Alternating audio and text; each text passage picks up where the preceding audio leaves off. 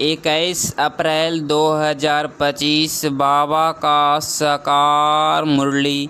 मीठे बच्चे, बाप आया है तुम्हें करंट देने, तुम देही अभिमानी होंगे। बुद्धि योग एक बाप से होगा तो करंट मिलती रहेगी। प्रश्न, सबसे बड़ा आसुरी स्वभाव कौन सा है जो तुम बच्चों में नहीं होना चाहिए? उत्तर, अशांति फैलाना। यह है सबसे बड़ा आसुरी स्वभाव। अशांति फैलाने वाले से मनुष्य तंग हो जाते हैं। वह जहाँ जाएंगे वहाँ अशांति फैला देंगे। इसीलिए भगवान से सभी शांति का वर मांगते हैं। गीत, यह कहानी है दीवों और तूफान की। यह कहानी है दीवों और तूफान की। ओम शांति। मीठे मीठे सिकिलधे बच्चों ने गीत की लाइन सुनी। गीत तो यह भक्ति मार्ग का है, फिर उनको ज्ञान में ट्रांसफ़र किया जाता है और कोई ट्रांसफ़र कर न सके। तुम्हारे में भी नंबरवार पुरुषार्थ अनुसार जान सकते हैं दीवा क्या है, तूफान क्या है। बच्चे जानते हैं आत्मा की ज्योत उझाई हुई है। अब बाप आए हैं ज्योत जगाने के लिए। कोई मरते हैं तो भी दीवा जलाते हैं, उसकी बड़ी खबरदारी रखते हैं। समझते हैं दीवा अगर मुझ गया तो आत्मा को अंधियारे से जाना पड़ेगा, इसीलिए दीवा जलाते हैं। अब सतयुग में तो यह बातें होती नहीं, वहाँ तो सोझरे में होंगे। भूख आदि की बात ही नहीं, वहाँ तो बड़े माल मिलते हैं। यहाँ है घोर अंधियारा, छी दुनिया है ना। सब आत्माएं की ज्योत उझाई हुई है, सबसे जास्ती ज्योत तुम्हारी उझाई हुई है। खास तुम्हारे लिए ही बाप आते हैं, तुम्हारी ज्योत उझा गई है। अब करंट कहाँ से मिले? बच्चे जानते हैं करंट तो बाप से ही मिलेगी। करंट जोड़ होती है तो बल्ब में रोशनी तेज हो जाती है। तो अभी तुम करंट ले रहे हो बड़ी मशीन से। देखो बॉम्बे जैसे शहर में कितने ढेर आदमी रहते हैं, कितनी जास्ती करंट चाहिए। ज़रूर इतनी बड़ी मशीन होगी। यह है बेहद की बात। सारे दुनिया में आत्माओं की ज्योत बुझी हुई है, उनको करंट देना है। मूल बात बाप समझाते हैं बुद्धि योग बाप से लगाओ, देही अभिमानी बनो। इतना बड़ा बाप है, सारी दुनिया के पतित मनुष्य को पावन करने वाले सुप्रीम बाप आया है सबकी ज्योत जगाने। सारी दुनिया के मनुष्य मात्र की ज्योत जगाते हैं। बाप कौन है, कैसे ज्योत जगाते हैं, यह तो कोई नहीं जानते। ज्योति स्वरूप भी कहते हैं, फिर सर्वव्यापी भी कह देते हैं। ज्योति स्वरूप को बुलाते हैं क्योंकि ज्योति मुझ गई है। साक्षात्कार भी होता है अखंड ज्योति का, दिखलाते हैं। अर्जुन ने कहा मैं तेज सहन नहीं कर सकता हूँ, बहुत करंट है। तो अब इन बातों को तुम बच्चों अभी समझते हो। सबको समझाना भी यह है कि तुम आत्मा हो। आत्मा ऊपर से यहाँ आती है। पहले आत्मा पवित्र है, उसमें करंट है, सतो प्रधान है। गोल्डन एज में पवित्र आत्माएं हैं, फिर उनको अपवित्र भी बनना है। जब आप पवित्र बनते हैं तब गॉड फादर को बुलाते हैं कि आकर लिबरेट करो, अर्थात दुख से मुक्त करो। लिबरेट करना और पावन बनाना दोनों का अर्थ अलग अलग है। ज़रूर कोई से पतित बने हैं तब कहते हैं बाबा आओ, आकर लिबरेट भी करो, पावन भी बनाओ, यहाँ से शांति धाम ले चलो, शांति का वर दो। अब बाप भी समझाया है यहाँ शांत में तो रह नहीं सकते। शांति तो है ही शांति धाम में। सतयुग में एक धर्म एक राज्य है तो शांति रहती है। कोई हंगामा नहीं। यहाँ मनुष्य तंग होते हैं अशांति से। एक ही घर में कितना झगड़ा हो पड़ता है। समझो स्त्री पुरुष का झगड़ा है तो माँ बाप बच्चे भाई बहन आदि सब तंग हो पड़ते हैं। अशांति वाला मनुष्य जहाँ जाएगा अशांति ही फैलाएगा, क्योंकि आसुरी स्वभाव है ना। अभी तुम जानते हो सतयुग है सुखधाम, वहाँ सुख और शांति दोनों है, और वहाँ परमधाम में तो सिर्फ शांति है। उनको कहा जाता है स्वीट साइलेंस होम। मुक्ति धाम वाले को सिर्फ इतना ही समझाना होता है, तुमको मुक्ति चाहिए ना तो बाप को याद करो। मुक्ति के बाद जीवन मुक्ति जरूर है। पहले जीवन मुक्ति होते हैं, फिर जीवन बंध में आते हैं। आधा आधा है ना। शतो प्रधान से फिर सतो रजो तमो में जरूर आना है। पिछाड़ी में जो एक आधा जन्म लिए आते होंगे वह क्या सुख दुख का अनुभव करते होंगे। तुम तो सारा अनुभव करते हो। तुम जानते हो इतने जन्म हम सुख में रहते हैं, फिर इतने जन्म दुख होते हैं। फलाने फलाने धर्म नई दुनिया में आ नहीं सकते, उनका पाठ भी बाद में है। नया खंड है उनके लिए, जैसे कि वह नई दुनिया है। जैसे बुद्धि खंड क्रिश्चियन खंड नया हुआ ना, उनको भी सतो रजो तमो से पास करना है। झाड़ में भी ऐसे होता है ना, आहिस्ते आहिस्ते वृद्धि होती जाती है। पहले जो निकले वह नीचे ही रहते हैं। देखा है ना नए नए पत्ते कैसे निकलते हैं। छोटे छोटे हरे पत्ते निकलते रहते हैं, फिर और फूल निकलता है। नया झाड़ बहुत छोटा है, नया बीज डाला जाता है, उसकी पूरी परवरिश नहीं होती तो सड़ जाता है। तुम भी पूरी परवरिश नहीं करते हो तो सड़ जाते हो। बाप आकर मनुष्य देवता बनाते हैं, फिर उसमें नंबरवार बनते हैं। रूहानी स्थापना होती है ना, बहुत फेल हो पड़ते हैं। बच्चों की जैसी अवस्था है ऐसे प्यार बाप से मिलता है। कई बच्चों को बाहर से भी प्यार करना होता है। कोई लिखते हैं बाबा हम फेल हो गए, पतित बन गए, अब उनको कौन हाथ लगाएगा। वह बाप की दिल पर चढ़ नहीं सकते। पवित्र को भी बाबा वर्षा दे सकते हैं। पहले एक एक से पूरा समाचार पुच्छ पोता मेल लेते हैं। जैसे अवस्था वैसे प्यार। बाहर से भल प्यार करेंगे, अंदर जानते हैं यह बिल्कुल ही बुद्धि है, सर्विस कर नहीं सकते। ख्याल तो रहता है ना, अज्ञान काल में बच्चा अच्छा कमाने वाला होता है तो बाप भी बहुत प्रेम से मिलेगा। कोई इतना कमाने वाले नहीं होगा तो बाप का भी इतना प्यार नहीं रहता। तो वहाँ भी ऐसे हैं बच्चे बाहर में भी सर्विस करते हैं ना। भल कोई भी धर्म वाला हो उनको समझाना चाहिए। बाप को लिबरेटर कहा जाता है ना। लिबरेटर और गाइड कौन है उनका परिचय देना है। सुप्रीम गॉड फादर आते हैं, सबको लिबरेट करते हैं।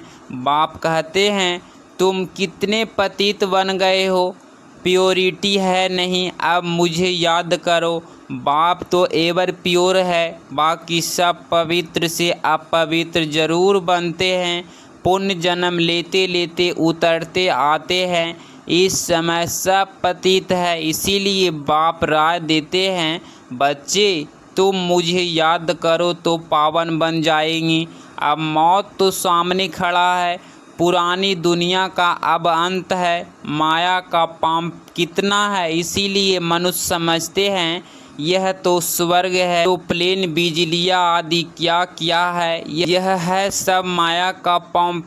यह अब खत्म होना है, फिर स्वर्ग की स्थापना हो जाएगी। यह बिजलियाँ आदि सब स्वर्ग में तो हैं, अब यह सब स्वर्ग में कैसे आएंगी, ज़रूर जानकारी वाला चाहिए ना। तुम्हारे पास बहुत अच्छे अच्छे कारीगर लोग भी आएंगे, वह रजाई में तो आएंगे नहीं, फिर भी तुम्हारी प्रजा में आ जाएंगे। इंजीनियर आदि सीखे हुए अच्छे अच्छे कारीगर आएंगे। यह फैशन सारा बाहर विलायत से आता जाता है, तो बाहर वालों को भी तुम्हें शिव बाबा का परिचय देना है। बाप को याद करो, तुमको भी योग में रहने का ही पुरुषार्थ बहुत करना है। इसमें भी माया के तूफान बहुत आते हैं। बाप सिर्फ कहते हैं मामे कम याद करो, यह तो अच्छी बात है ना। क्राइस्ट भी उनकी रचना है। रचयिता सुप्रीम सोल तो एक है, बाकी सब है रचना। वर्षा रचता से ही मिलता है। ऐसे ऐसे अच्छी पॉइंट जो है वह नोट करनी चाहिए। बाप का मुख्य कर्तव्य है सबको दुख से लिबरेट करना। वह सुख धाम और शांति धाम का गेट खोलते हैं। उन्हें कहते हैं, हे लिबरेटर, दुख से लिबरेट कर हमें शांति धाम सुख धाम में ले चलो। जब जहाँ सुख धाम है तो बाकी आत्माएं शांति धाम में रहती है। हेवन का गेट बाप ही खोलते हैं। एक गेट खुलता है नई दुनिया का, दूसरा शांति धाम का। अब तो आत्माएं अपवित्र हो गई है, उनको बाप श्रीमत देते हैं, अपने को आत्मा समझो, मुझे याद करो तो तुम्हारे पाप कट जाए। अब जो जो पुरुषार्थ करेंगे तो फिर अपने धर्म में उच्च पद पाएंगे, पुरुषार्थ नहीं करेंगे तो कम पद पाएंगे। अच्छी अच्छी पॉइंट्स नोट करो तो समय पर काम आ सकती है। बोलो शिव बाबा का ऑक्यूपेशन हम बताएंगे तो मनुष्य कहेंगे यह फिर कौन है जो गॉड फादर शिव का ऑक्यूपेशन बताते हैं। बोलो तुम आत्मा के रूप में तो सब दर्श हो, फिर प्रजापिता ब्रह्मा द्वारा रचना रचते हो तो भाई बहन होते हैं। गॉड फादर जिसको स्पिरिट गाइड कहते हैं उसका ऑक्यूपेशन हम आपको बतलाते हैं। ज़रूर हमको गॉड फादर ने बताया है तब आपको बताते हैं। सन सोज फादर यह भी समझाना चाहिए, आत्मा बिल्कुल छोटा स्टार है, इन आँखों से उनको देखा नहीं जाता है।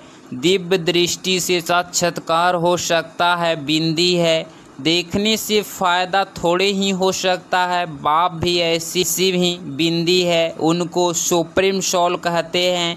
सोल जैसा ही है परंतु वह सुप्रीम है, नॉलेज फुल है, बिलीफ फुल है, लिबरेटर और गाइड है। उनकी बहुत महिमा करनी पड़े, ज़रूर बाप आएंगे तब तो साथ ले जाएंगे ना, आकर नॉलेज देंगे। बाप ही बतलाते हैं आत्मा इतनी छोटी है, मैं भी इतना हूँ, नॉलेज भी ज़रूर कोई शरीर में प्रवेश कर देंगे।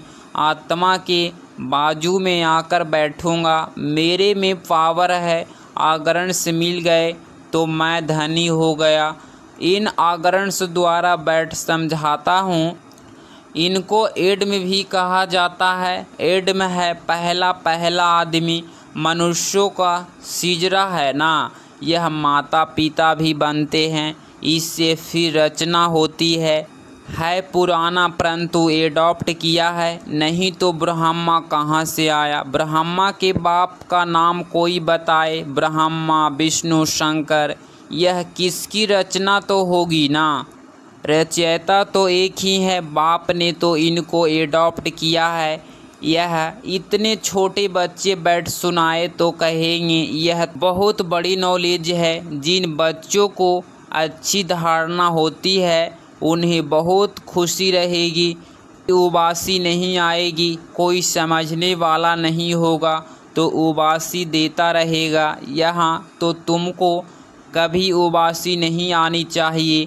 कमाई के समय कभी उबासी नहीं आती है, ग्राहक नहीं होंगे, धंधा ठंडा होगा तो उबासी आती रहेगी। यहाँ भी धारणा नहीं होती है। कोई तो बिल्कुल समझते नहीं कि क्योंकि देह अभिमान है, देही अभिमानी हो बैठ नहीं सकेंगे।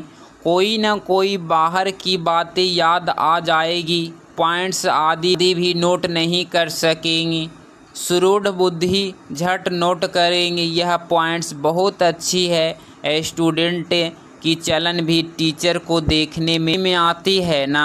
सेंसिबल टीचर की नज़र सब तरफ फिरती रहती है, तब तो सर्टिफिकेट देते हैं, पढ़ाई का मैनर्स का सर्टिफिकेट निकालते हैं। इतना एब्सेंट रहा वह भी निकालते हैं। यहाँ तो भल प्रेजेंट होते हैं परंतु समझते कुछ नहीं, धारणा होती नहीं। कोई कहते हैं बुद्धि डल है, धारणा नहीं होती। बाबा क्या करेंगे, यह तुम्हारे कर्मों का हिसाब किताब है। बाप तो तकदीर एक ही कराते हैं, तुम्हारी तकदीर में नहीं है तो क्या करेंगे। स्कूल में भी कोई पास कोई फेल होते हैं। यह है बेहद की पढ़ाई जो बेहद का बाप पढ़ाते हैं। और धर्म वाले गीता की भी बात नहीं समझेंगे। नेशन देख समझना पड़ता है। पहले पहले उच्च ते उच्च बाप का परिचय देना पड़ता है। वह कैसे लिबरेटर गाइड है। हैबिन में यह बेकार होते नहीं। इस समय में इनको कहाँ जाना है। शैतानी राज्य पुरानी दुनिया है ना, इनको गोल्डन एज नहीं कहेंगे। नई दुनिया थी अब पुरानी हुई है। बच्चों में जिनको सर्विस का शौक़ है तो पॉइंट्स नोट करना चाहिए। अच्छा, मीठे मीठे सिकलधे बच्चों प्रति माता पिता बाप दादा का याद प्यार और गुड मॉर्निंग। रूहानी बाप की रूहानी बच्चों को नमस्ते नमस्ते। धारणा के लिए मुख्य सार पॉइंट नंबर फर्स्ट, पढ़ाई में बहुत बहुत कमाई है, इसीलिए कमाई खुशी खुशी से करनी है। पढ़ते समय कभी उबासी आदि न आए, बुद्धि योग इधर उधर ना भटके। पॉइंट्स नोट कर धारणा करते रहो। पॉइंट नंबर 2, पवित्र वन बाप के दिल का प्यार पाने का अधिकारी बनना है। सर्विस में होशियार बनना है। अच्छी कमाई करनी और करानी है। 21 अप्रैल 2025 का वरदान, मरजीवा जन्म की स्मृति से सर्व कर्म बंधनों को समाप्त करने वाले कर्मयोगी भव। स्पष्टीकरण, यह मरजीवा दिव्य जन्म कर्म बंधनी जन्म नहीं, यह कर्मयोगी जन्म है। इस अलौकिक दिव्य जन्म में ब्राह्मण आत्मा स्वतंत्र है न कि प्रतंत्र। यह देह लौन में मिली हुई है सारे विश्व की सेवा के लिए। पुराने शरीरों में बाप शक्ति भर कर चला रहे हैं। जिम्मेवारी बाप की है न कि आपकी। बाप ने डायरेक्शन दिया है कि कर्म करो, आप स्वतंत्र हो। चलाने वाला चला रहा है। इसी विशेष धारणा से कर्म बंधनों को समाप्त कर कर्मयोगी बनो। स्लोगन, समय की समीपता का फाउंडेशन है बेहद की वैराग्य वृत्ति। अव्यक्त इशारे कंबाइंड रूप की स्मृति से सदा विजयी बनो। जितना जितना याद में रहेंगे उतना अनुभव करेंगे कि मैं अकेला नहीं, लेकिन बाप दादा सदा साथ है। कोई भी समस्या सामने आए तो यही स्मृति में रहे कि मैं कंबाइंड हूँ, तो घबराओ नहीं। कंबाइंड रूप की स्मृति से कोई भी मुश्किल कोई सहज हो जाएगा। अपने सब बोझ बाप के ऊपर रख स्वयं हल्के हो जाओ तो सदा अपने को खुश नसीब अनुभव करेंगे और फरिश्ते के समान नाचते रहेंगे। अगर इस चैनल पे आप डेली मुरली क्लास सुन रहे हैं तो चैनल को प्लीज़ सब्सक्राइब करें और प्यारा सा लाइक ज़रूर करें। मिलते हैं अगली मुरली क्लास में। ओम शांति।